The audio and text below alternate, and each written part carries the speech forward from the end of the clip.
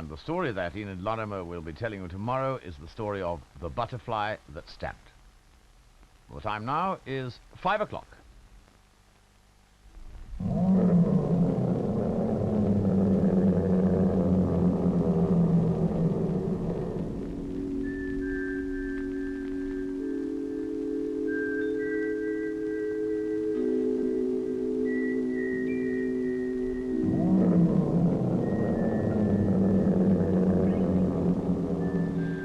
Hello there. Hello. Well, this dragon isn't quite as ferocious as he looks, as you can see.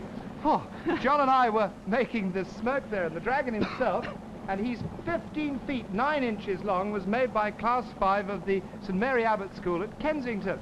And just like Rodney the robot, he's been made out of all sorts of strange bits and pieces. Well, his head is based on a frame of chicken wire, and his body and legs have been made out of old pots and tins. He's then covered with papier-mâché and painted bright green. Well, the thing I like about him are the trimmings. These spikes along his back have been made out of old milk cartons. They've been painted bright orange with yellow on them. And then here the horns, they're made out of yogurt containers, covered with paper and all stuck down. And the steam coming out of his nose, the flame and fire here, has been made with cotton wool that's been wound round a wire frame. Well, you probably recognise his eyes and his teeth, because they've been made out of something we use quite a lot of on Blue Peter, egg boxes. And he's also got egg box toes, and for claws, he's got drinking straws. But I still think the best bit about him are the wings. Yeah.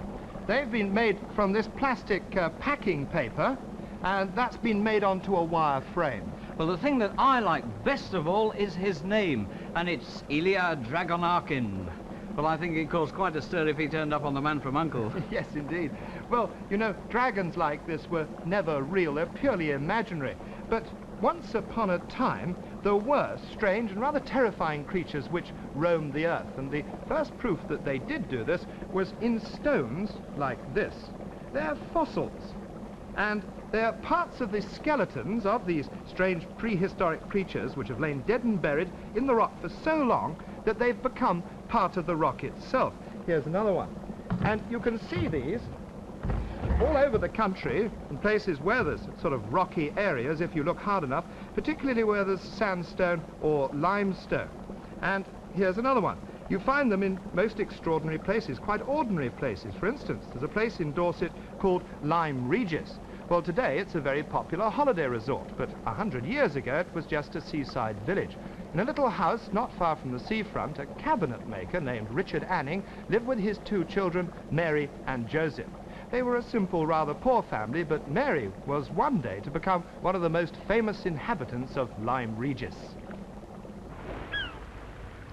It all started when, as a tiny girl, she used to accompany her father in his frequent explorations along the beach, where millions of years before strange animals had roamed. Richard Anning was looking for their fossilized remains in the blue limestone rocks. When Mary was 11, her father died, and Mrs. Anning opened a fresh fish shop to support her 2 children. Mary continued to hunt for fossils, tapping away at the rock with her father's hammer.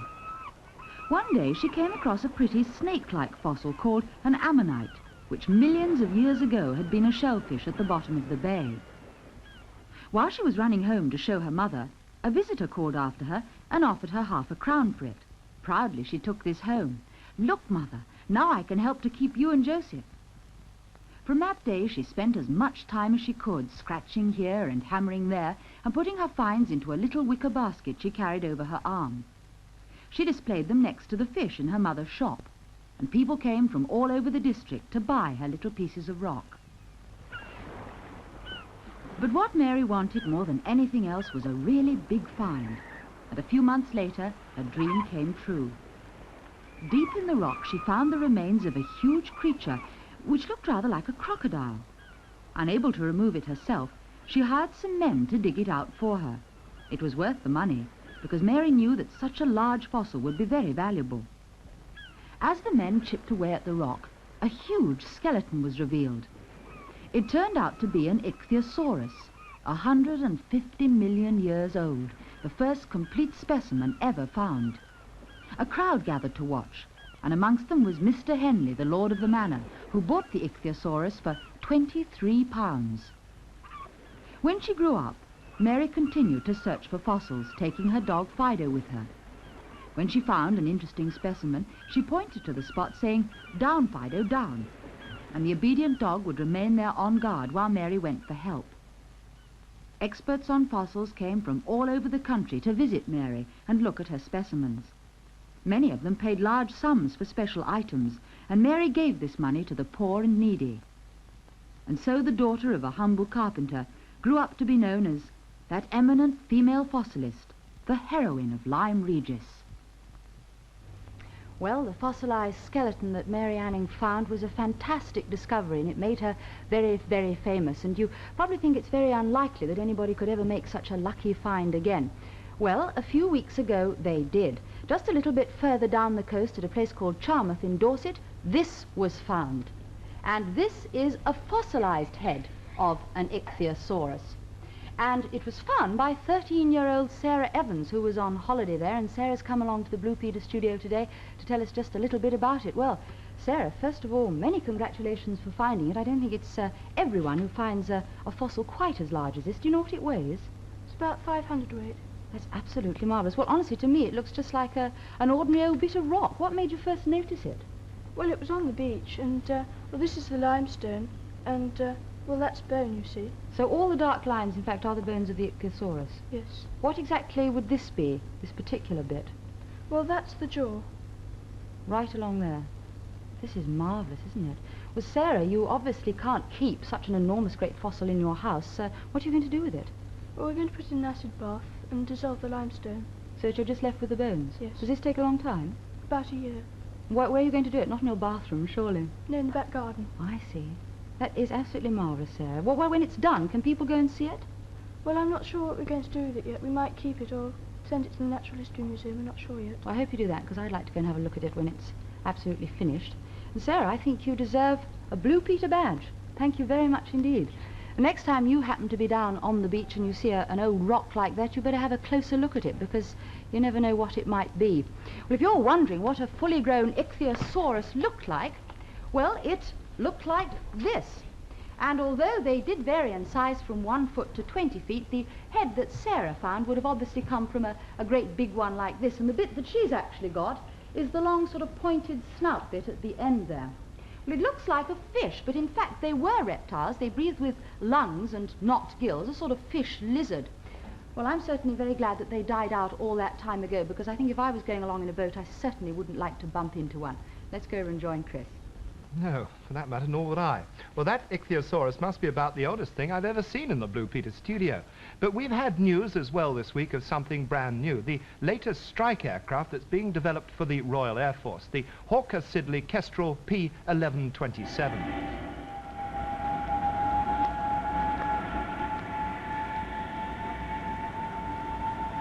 Hovering above the trees is the newest supersonic fighter.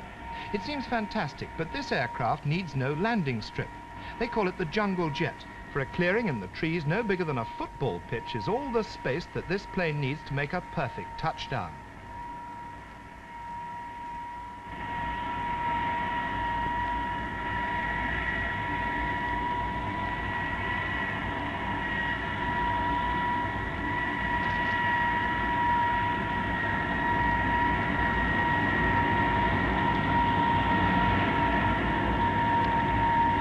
Takeoff is no problem either, and within 13 seconds from touchdown, the P1127 was streaking away over the 50-foot trees at over 600 miles an hour. Well, it's certainly a good bit faster than some of the helicopters we've been flying in recently, yes. Yeah. Well, I think we've got a tape actually for Joy, haven't we? Yes, we have indeed. We taped some of Joy's hellos, and I think we've got one now of Val. Saying hello and see what he sounds. Sounds yes. just as if he is saying hello, in fact. So, can we play it? Mm. Hello. Hello. Say hello. Hello. Hello. Hello. Hello. Hello. Hello. Hello. Hello. Come on, say hello. Hello. Not quite as good an effort as when he was singing with his favourite group on Monday, was tell it? you what, music, Shall we yes. try him again? Just Doing now, our come on. Hello, Hello, Joey. Hello. Hello, Joey. Hello. Hello. Hello. Hello. Hello. Hello. Hello. Joey. Hello. Hello. No, I think it's only when he wants to say Yeah. hello. Yes, it is Definitely. indeed, yeah. Well, the other day we had a marvellous present for Joey, and it's this bag of sunflower seeds. And they've come from sunflowers specially grown by Stephen and Russell Palmer of Leicester. And I think, you know, they must have taken an enormous amount of trouble to collect all these seeds and to dry them as well. It's Aren't you fantastic. terrific, aren't you? Yeah. Joey, you'll adore this. We Can try. I have some? I'll give you a hand. Yeah, well, that's enough. Oh. Oh, not too much. I must give him too much. Come on, no, they're not for you. You don't like some. Bats doesn't like them. They're strictly for parrots. Come on, in. Come on, Joey, try them. Well, look, I'll put those in your Put them bin in here. there. Say thank you very much, Joey. That's the next thing you'll have to learn, won't you? There you are. Splendid. Well, we're still being sent some very interesting postcards for our Blue Peter postcard album, which is steadily getting bigger and bigger. If I can open them, they're here on the back page. This is quite a feat, actually, opening this on your own. There they are, right down here on the back. And they're very interesting because they are all very old, and they've been sent in to us by quite a few different people, actually. Anne Lamont of Glasgow, Jennifer and Andrea Saunders of Surrey, and Craig and Nigel Casper of London. And the marvellous thing about them is that they're all beautifully embroidered. And they were sent during the time of the 1914-18 war, and they were sent home by the soldiers who were in France and Belgium to their families. And some of them have actually got little pockets. Here you can see them. Most attractive, with a little card inside there, so you could write a little private message if you wanted to. Very delicate. Thank you very much for sending them to us. So, as you can see, thanks to you, we're getting I should say, one of the finest postcard collections in the world. I'd go as Definitely. far as to And say. the biggest. Yes, and of course, we've all put in our holiday postcards to remind us of some of the marvellous places we went to and some of the things that we did. Well, when you're out in the tropics like we were, twilight is the best time. After the sun has been blazing down all day, it's a great relief when at 6:45 every night it sinks below the horizon. Singapore's an island about the same size as the Isle of Wight, and I'm standing on one of its many beaches. And for all the world, I might as well be on a desert island a million miles from nowhere. Yet, as the sun is sinking, only 3 miles away from here, the great city of Singapore is coming alive.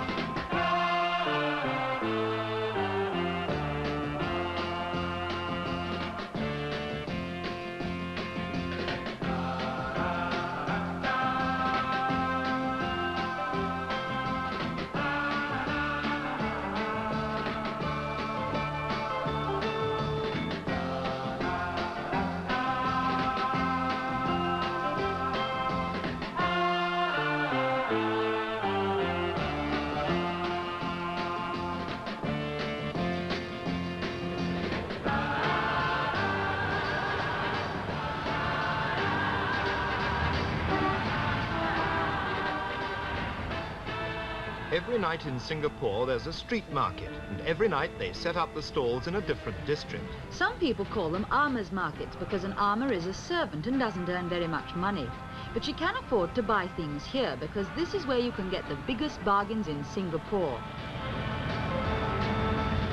It gets dark here every night at 7 o'clock all the year round. And as soon as night falls, the stall holders light the naphtha lamps and everything sparkles and glitters and looks much more exciting than in daylight.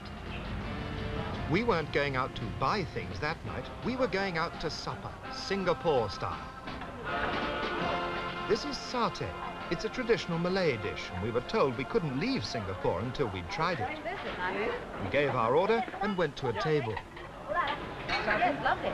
In Singapore, they don't eat at home very much. Instead, they stroll round the stalls. When they see something they like, they stop and eat it, and then move on somewhere else. On every street corner, there's a stall with a coke fire cooking something or other, and the smell of Oriental food is everywhere.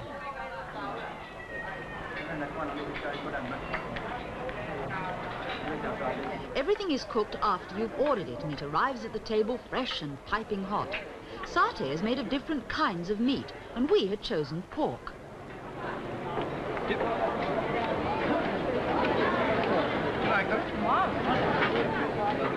And a bit of cucumber.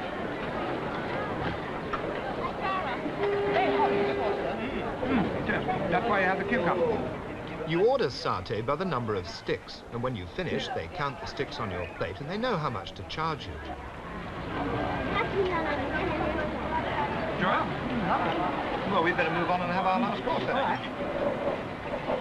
We decided to move to another stall, but as we walked away, we heard a peculiar sound, so we went to find out where it came from.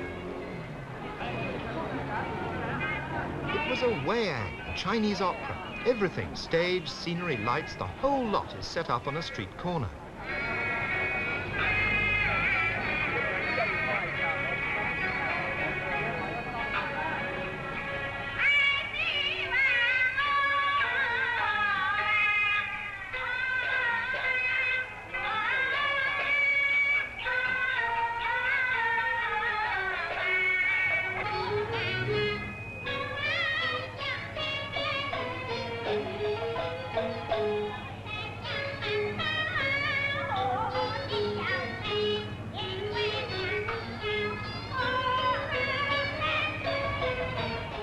We were told that the wayang had started at 7 o'clock and it would go on until midnight. So as we hadn't the slightest idea what it was all about, we thought we wouldn't be staying until the end.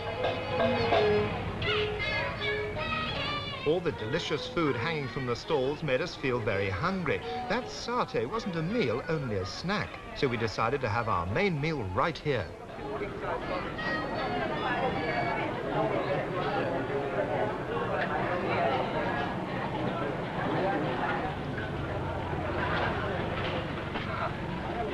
Before you start your meal in a Chinese restaurant, they bring round lovely hot towels to wipe your hands and face, and it's very refreshing in that hot climate.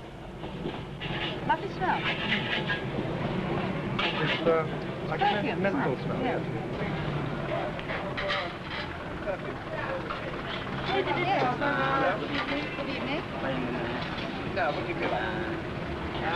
Good evening. Sweet and sour pork? Sweet sour pork. Good. And Rice? fried rice. Yes. Fried rice, yes. I'm good enough, thank you. That's lovely, yes. Yeah, Very fine. pretty. Thank you. We weren't absolutely certain what we were going to get, but it all sounded very nice. Even setting the table was different. There were no knives and forks and plates like we have at home, but a lot of little bowls and jugs that looked more like a doll's tea set than things to eat your supper with. I haven't used these before, have you? The kitchen is just on the other side of the counter, and the chef was chopping up our meat into bite-sized pieces while we were practicing with our chopsticks. Do you know how you do them? Well, they're rather like to put the ends of your finger. Oh.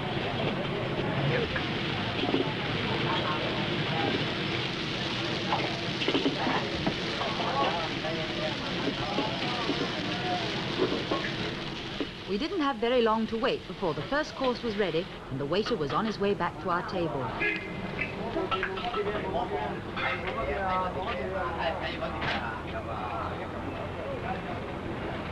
It all looked very strange, but by this time I was so hungry I'd have eaten anything. Have yours. Yes. All right. Do you like bean shoots? Yes, lovely.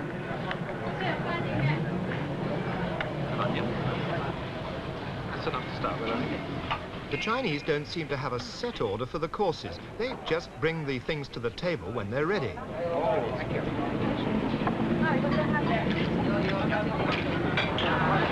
Oh, I can't do it. No. Oh, geez, yes.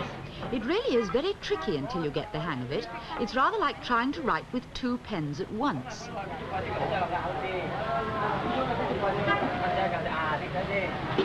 Yeah, let me see if I can.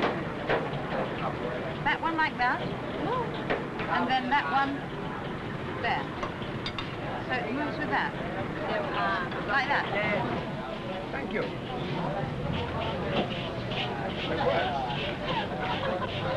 Oh! I can't do it.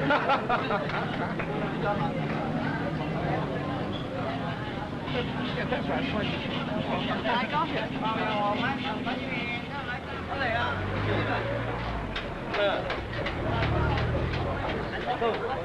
We didn't realise the time, but it was midnight, and there we were sitting out in the street eating supper, the temperature up in the 80s and the city was still wide awake. Chinese meals are enormous. As soon as we finished one dish, another one came, so we had to eat jolly fast to keep up with them all.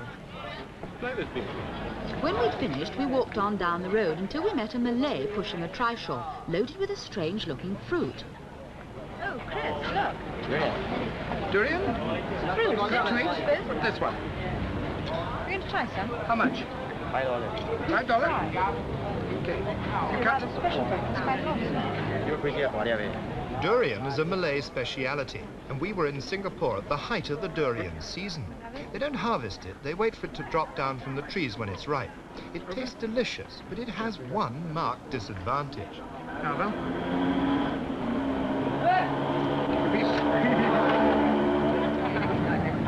Oh, Chris, it's horrible. No, I'm not going to have any. You can eat it.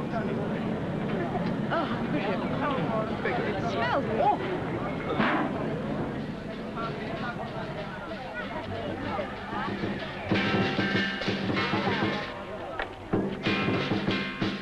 A lion dance had just started in the middle of the Padang, a wide open space in the middle of town.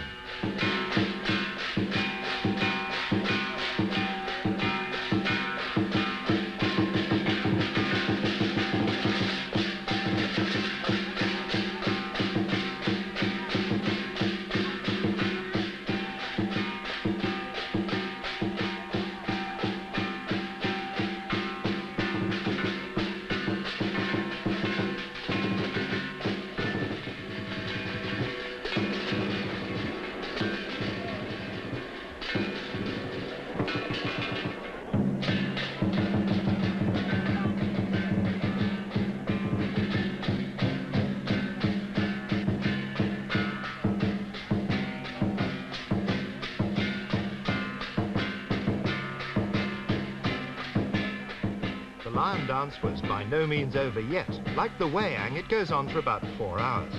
The Chinese work hard all day and play hard all night. In fact, every hour of the day and night, there's always something happening in the swinging city of Singapore.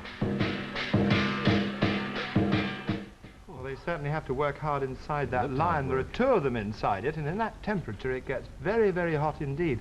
And not only that, but you have to be a really good acrobat to be a member of the lion dance team, but they take a terrific amount of pride in making the heads themselves. They put a terrific amount of work into They're it. beautiful, though, aren't I think, in fact, they've got to be a very good craftsman. Indeed. Well, in fact, while you two were enjoying yourselves out there in Singapore, I heard of a new game that's all the rage in another foreign country that's out your way, Japan. And what you need are lots of these beach rings. And the idea is to jump into them one at a time and try and get them right up to your neck. And the first one who gets them up to your neck is the winner. I'll show you how to do it. See, you just jump into them and carry on like this until it builds up to your neck. Can you use your hands? Oh, no, you can't use your hands, no. Not at all? No, you just got to jump. Well, shall we have a competition? Right, let's have a That's what you were go. going to ask, wasn't it? You give the countdown, Chris. Okay, right, all set. Yes. On your marks, get set, go. Here we go. 1, 2, 3, 4. Oh, You can't do it once. I've lost count. 1, 2, 3, 4, 1, 2, 3, 4, 5, 6, 7, 8. Oh, nearly got 2 at once there.